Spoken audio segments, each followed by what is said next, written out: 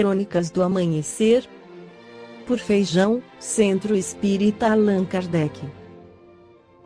Balneário Gaivota, 9 de junho de 2018. O avanço espetacular da humanidade nos últimos 2 séculos. Muito poucas pessoas acreditam que o mundo está cada vez melhor. Uma delas é o economista Max Roser, da Universidade de Oxford. 6 gráficos publicados em seu site no fim de dezembro mostram como melhoramos, e muito, nos últimos 200 anos em 6 aspectos: pobreza extrema, educação, alfabetização, democracia, vacinas e mortalidade infantil. Então, por que muitos continuamos com a ideia de que tudo está cada vez pior ou, pelo menos, ruim como sempre? Como explica Roser ao El País por telefone, as mudanças positivas precisam de muito tempo, já que as tendências se constroem ao longo de décadas ou mesmo séculos. Por outro lado, nossa psicologia nos faz dar mais atenção aos eventos negativos, que poderiam ser um perigo. Além disso, a mídia costuma focar menos nas tendências de longo prazo e mais em acontecimentos, que frequentemente são negativos, como crises econômicas, atentados, acidentes. Roser não apresenta esse trabalho para que sejamos complacentes. Não há razão para pensar que essa evolução continuará e que não pode mudar, observa, antes de acrescentar que evidentemente, devemos focar no que continua ruim para tentar melhorar. De fato, ver o que está indo bem nos anima a continuar e nos faz perceber que podemos contribuir para melhorar as coisas, embora não pareça. De fato, a principal mudança nos últimos 200 anos é que nos demos conta de que esses problemas têm solução. Há 2 séculos nem mesmo sabíamos que havia um problema. Pobreza. Há 130 mil pessoas a menos em situação de pobreza extrema que ontem.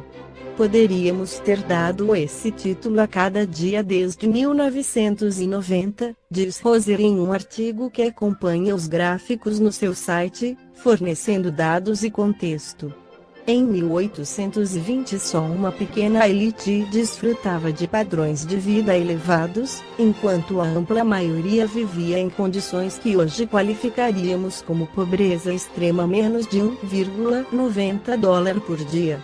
Em 1950, eram 3/4 dos habitantes do planeta e em 2016 a porcentagem tinha caído para 10%. Tudo, diz, graças ao crescimento da produtividade, que compensou o fato de a população ter se multiplicado por 7 nos últimos 200 anos. 2. Alfabetização. Em 1820, apenas 1 em cada 10 pessoas maiores de 15 anos sabia ler e escrever. Em 1930 era 1 em cada 3. Hoje, a porcentagem chega aos 85% no mundo todo. 3. Saúde. Há apenas 200 anos, 43% das crianças morriam antes de chegar ao 5º aniversário.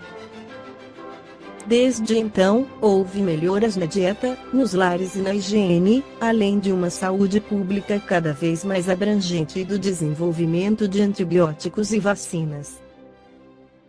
Roser admite que a crise afetou os sistemas de saúde pública dos países ricos, mas não se notou tanto nos pobres. Apesar disso, alerta, houve menos ajuda ao desenvolvimento nos últimos anos. 4. Liberdade. O gráfico mostra a população mundial que vive em democracias e em ditaduras. No meio estão as chamadas anocracias abertas e fechadas, sistemas caracterizados pela mistura de práticas democráticas e autocráticas. Também se pode ver, em lilás, o número de pessoas que vive ou vivia em colônias. Atualmente, metade da humanidade vive em uma democracia em verde no gráfico. Essa área mostra uma melhora menos espetacular. Roser recorda que a consolidação da democracia leva mais tempo que outros aspectos, já que é uma mudança cultural, enquanto outras inovações, como vacinas e antibióticos, têm uma aplicação mais direta. Além disso, é preciso levar em conta um fator importante: 80% das pessoas que vivem sob uma ditadura estão na China, que tem 1,3 bilhão de habitantes. 5. População. A população mundial experimentou seu máximo crescimento entre os anos 1900 e 2000, quando passou de 1,5 para 6,1 bilhões de pessoas. Aos agoureiros que temem uma superpopulação do planeta, Roser recorda dois fatores. Primeiro, que o crescimento da população é consequência da manutenção da fertilidade e da queda da mortalidade graças às melhoras em saúde e qualidade de vida. Segundo, que quando a economia melhora, as pessoas têm menos filhos. Isso quer dizer que a população pode parar de crescer em 2075, ficando em torno dos 11 bilhões de pessoas. É verdade que, com menos nascimentos, há o risco de a média de idade aumentar. Certamente é um desafio, mas não é insolúvel, diz Roser. Antes que a população mundial envelheça, temos algumas décadas nas quais a maioria das pessoas estará em idade ativa.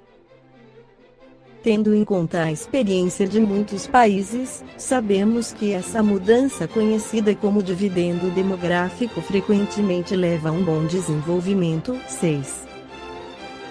Educação. Os jovens recebem mais e melhor educação que os mais velhos há gerações. Se essa tendência continuar, em 2100 haverá mais de 7 bilhões de pessoas com, pelo menos, educação secundária. A educação é um dos principais motivos para sermos otimistas com relação ao futuro, diz Roser. Influi na melhora da economia e, portanto, na redução da pobreza. Também na difusão de ideias democráticas e na saúde, já que se conhecem melhor os benefícios de práticas como as vacinas. Tudo está melhor. Nem tudo está melhor que 200 anos atrás, claro. O meio ambiente é o exemplo óbvio, observa Roser. Não só por causa do aquecimento global, mas também devido à extinção de espécies e à menor biodiversidade. Mas não há só aspectos negativos, afirma, lembrando que o desmatamento diminuiu nos últimos anos e que, mais em longo prazo, a substituição de combustíveis sólidos por líquidos e pela eletricidade reduziu a poluição nos lares.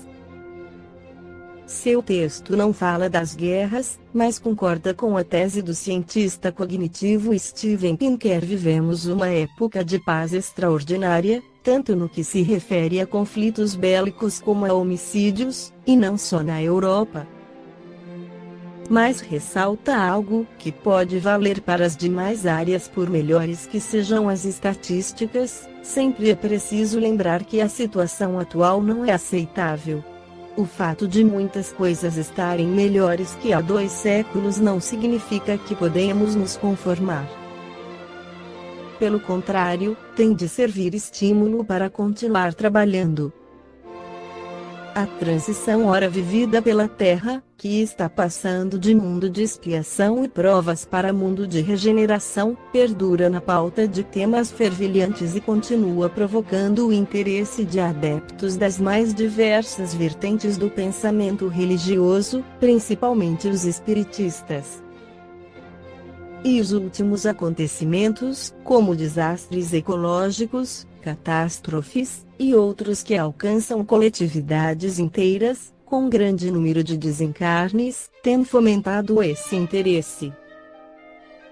Mas é preciso que se diga que tais acontecimentos, naturalmente associados à transição em curso, ocorre, segundo a doutrina espírita, porque os mundos também precisam evoluir, capacitando-se a receber as humanidades que também se renovam na sua caminhada evolutiva.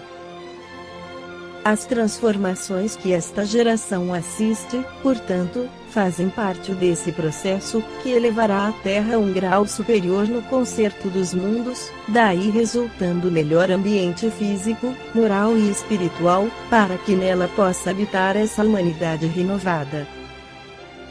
Em A Gênese, Allan Kardec afirma que a marcha progressiva da humanidade se opera de duas maneiras: uma é gradual, lenta e imperceptível, se considerarmos as épocas consecutivas, a se traduzir por sucessivas melhoras nos costumes, nas leis, nos usos, melhorias que só podemos perceber com a continuação e as mudanças que as correntes d'água ocasionam na superfície do globo; a outra é por movimentos relativamente bruscos, semelhantes aos de uma torrente que, rompendo os diques que a continham, em alguns anos transpõe o espaço que levaria séculos para ser percorrido. É, portanto, um cataclismo moral que em breves instantes engole as instituições do passado e ao qual vem uma nova ordem de coisas que pouco a pouco se estabiliza, à medida que se restabelece a calma, e que acaba por se tornar definitiva. Aquele que viva bastante para abranger com a vista as duas vertentes da nova fase, parecerá que um mundo novo surgiu das ruínas do antigo. O caráter, os costumes e os usos, tudo está mudado. É que de fato surgiram homens novos, ou melhor, regenerados. As ideias que a geração extinta levou consigo deram lugar a ideias novas que desabrocham com a geração que se ergue. Ao se tornar adulta, a humanidade tem novas necessidades e aspirações mais vastas e mais elevadas, compreende o vazio com que foi embalada, a insuficiência de suas instituições para lhe dar felicidade, já não encontra no estado das coisas as satisfações legítimas a que se sente com direito.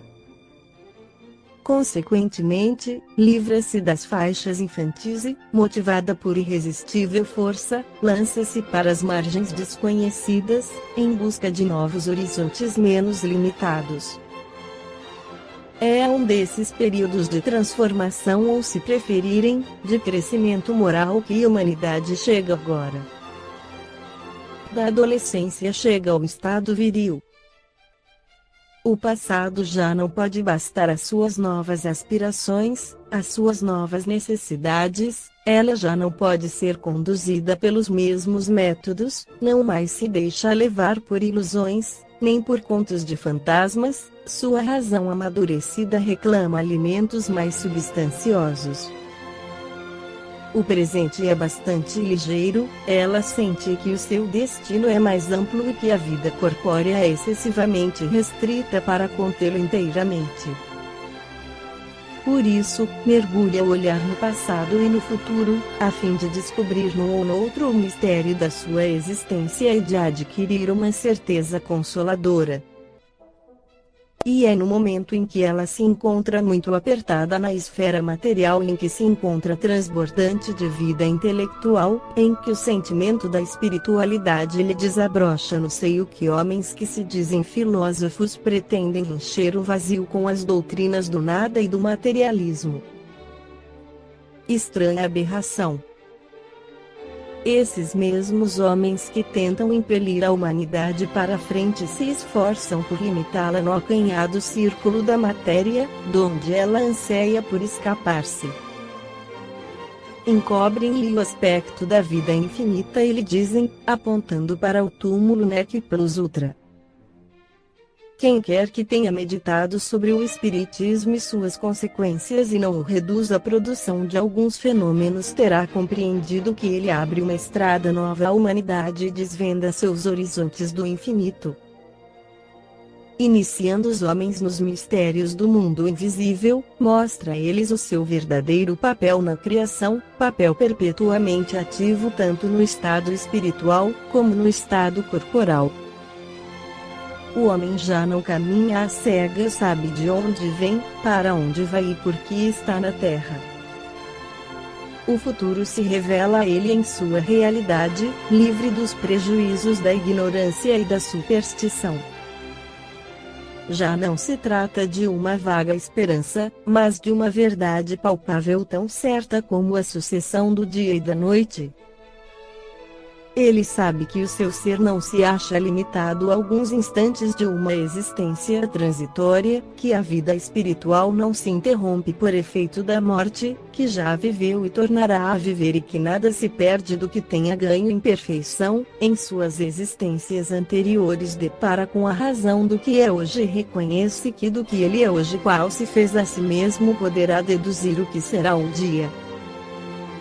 Esta foi a crônica do amanhecer de 8 de junho de 2018. Por Feijão Centro Espírita Allan Kardec.